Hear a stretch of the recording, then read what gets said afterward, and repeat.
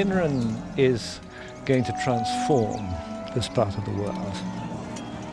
What I want to see is a change in the way people are. It's just overwhelming.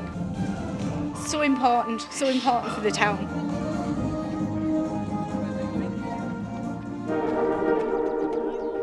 Auckland Castle was the seat of the Bishops of Durham for almost 1,000 years. So you had a love of Spanish art anyway, didn't you, before? The new owner is at least as God-fearing as any of them. He's a city financier said to be worth hundreds of millions of pounds. But you paid for them, didn't you? I guess I did. He bought the place for 15 million in a job lot with a dozen Old Master Spanish paintings. These pictures by Zurbaran show Jacob and his sons. They were installed by a bishop in the 18th century to promote the emancipation of the Jews. Given that what I want to do is to see people united, this room has some form in bringing people together. I'm pretty gaudy, and what I'm doing here is because I feel I'm called to it. One of the things which I find rather nonplussing is people say, "Oh, Jonathan, you've got this amazing vision." And the truth is that I haven't really got a vision at all. I've been called on a journey, just like Abraham was. Abraham was told to go on a journey, but wasn't told where he was off to. There was no intention at the start to do Kinren. That came later. To do what? Kinren, named after an Anglo-Saxon term for family. It's an all-singing, all-dancing history of Britain from the Romans to World War II.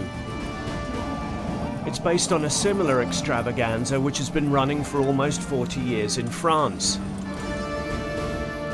Kinren's billed as the biggest outdoor spectacle here since the 2012 Games, and Mr. Ruffer believes it will regenerate this part of the northeast. But will it create jobs? The cast and crew of 1,000 or so are all volunteers.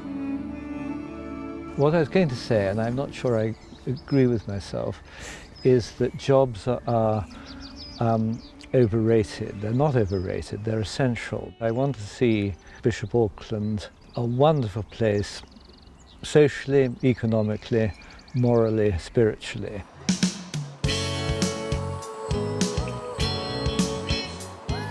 On an admittedly wet evening when everyone's watching the football, it can be difficult to picture Bishop Auckland thronging with tourists as Mr. Ruffer imagines it.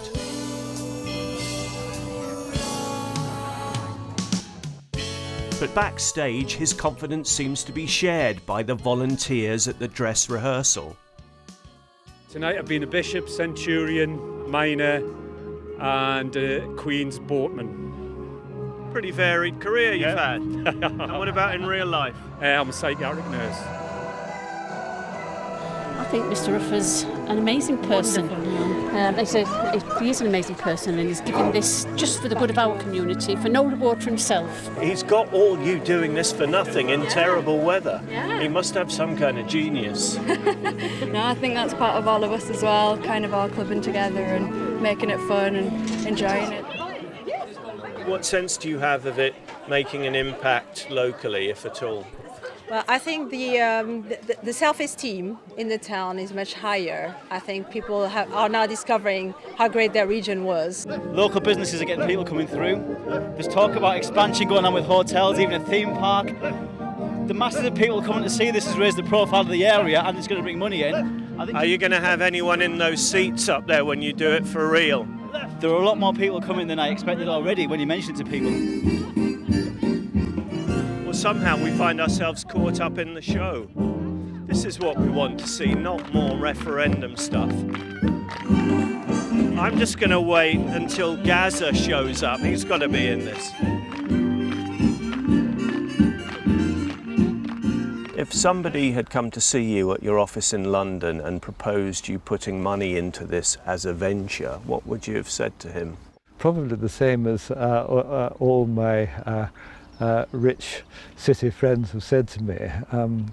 Have a little sleep and wait till you wake up. Hope you've got over it. Is there an element of salving your conscience in this? No, I have no such feeling at all, but it is driven by a negative one, which is fear. I'm frightened of money. I see what money does to people. I do it because it stops me being frightened. Kinrun opens next month, when Mr. Ruffer's city friends and others can judge if it's a shot in the arm for the North East and one in the eye for the doubters.